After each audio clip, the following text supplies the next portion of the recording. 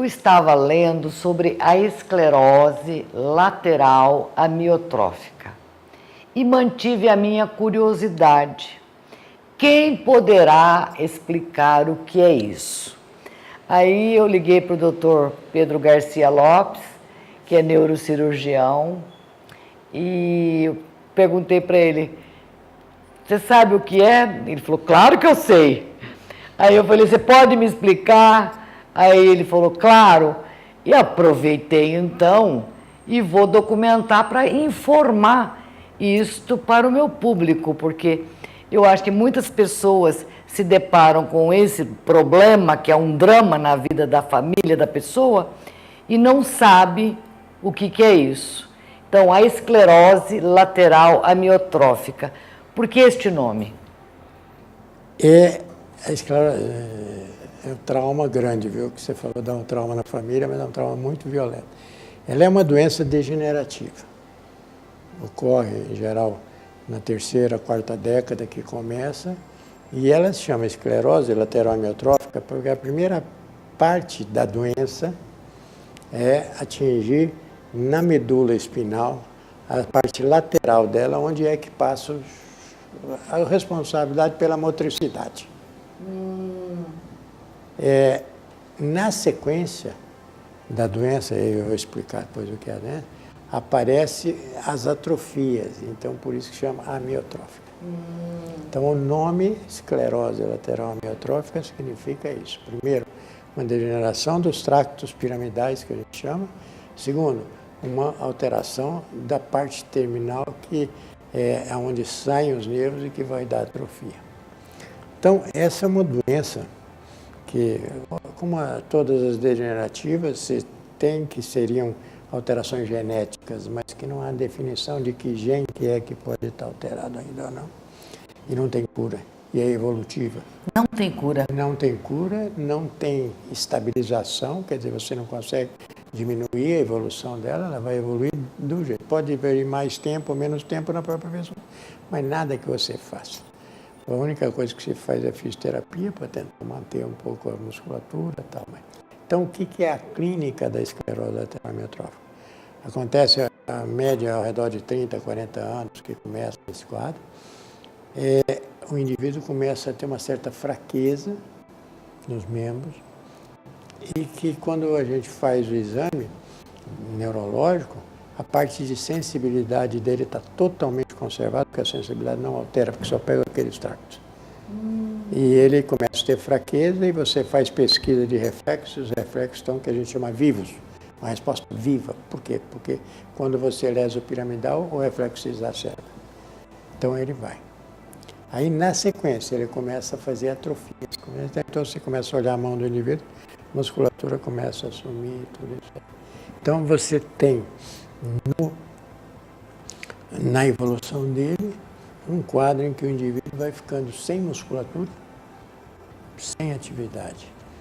E depois a esclerose lateral amiotrófica ela pode atingir a parte inferior do tronco cerebral que fica ali dentro da coluna. Então os nervos cranianos para deglutir, para tudo, se alteram todos. Eles ficam praticamente congelados. Ele fica consciente, lúcido, porque isso não afeta, mas ele, na evolução, ele vai perdendo os movimentos, vai perdendo a musculatura, vai ficando atrofiado, vai tendo dificuldade para deglutir as coisas, certo? Para comer, para engolir. Depois, com a musculatura torácica, vai debilitando a dificuldade respiratória. Também? Tudo. Então, você vai tendo um quadro evolutivo, por isso que eu te falei que é bastante grave para uma família isso aí. Porque o indivíduo vai atrofiando, e não adianta, não tem o que você fazer. E essa atrofia, ela começa primeiro nos braços, nas mãos? Se vê nitidamente é aqui nas mãos, começa aqui as atrofias, porque é onde ele sofre mais na coluna cervical, que é onde saem as raízes para os braços. E nos inferiores? O tempo é mais lento, mas vai atrofiando. E aí, praticamente, limita até a deambulação? Limita tudo. Quando ela está mais avançada, a pessoa está só no leito, na cadeira de rodas, não sai disso. Não tem uma atividade mais individual. As atividades pessoais da pessoa, higiene, comida, isso é tudo feito por outras pessoas. Tem que ter um cuidador. É um quadro extremamente grave e que afeta a família inteira. Tem dor? Não. Não tem dor? Não. Quer dizer, pode ter dor, às vezes uma outra, mas não é basicamente da doença em si. Ah, a doença não provoca dor. Porque o que você pega é só a parte motora. E o caminho é o óbito. Você vai depois, porque quando ele fica sem musculatura, a respiração já começa a deficiência, começa a ter infecção pulmonar, começa todo e vai. Quando o paciente está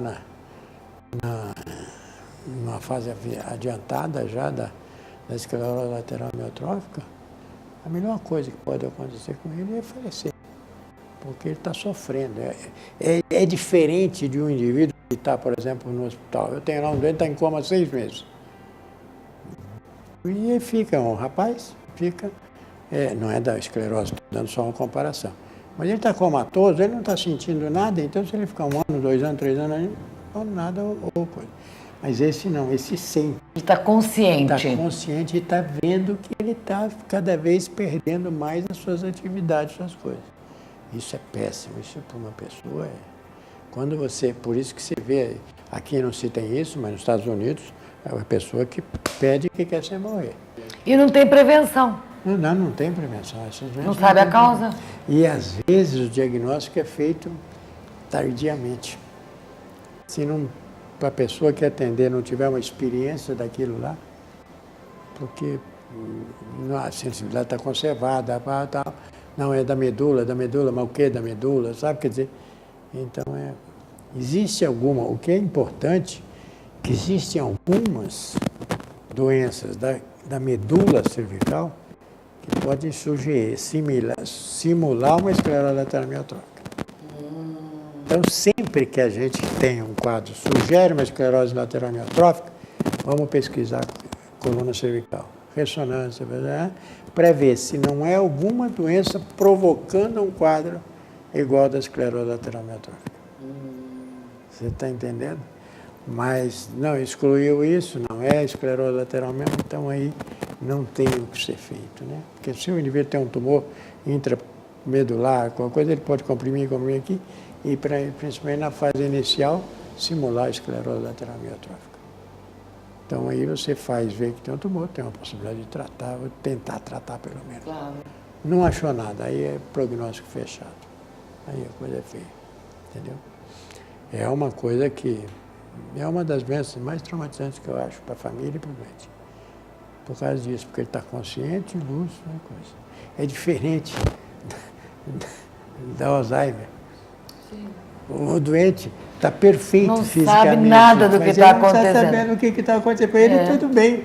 Ele não está sofrendo. Quem sofre é a família. Agora, nessa não, na esclerose lateral amiotrófica, sofre o doente, porque ele está percebendo tudo que está acontecendo com ele, e a família, logicamente.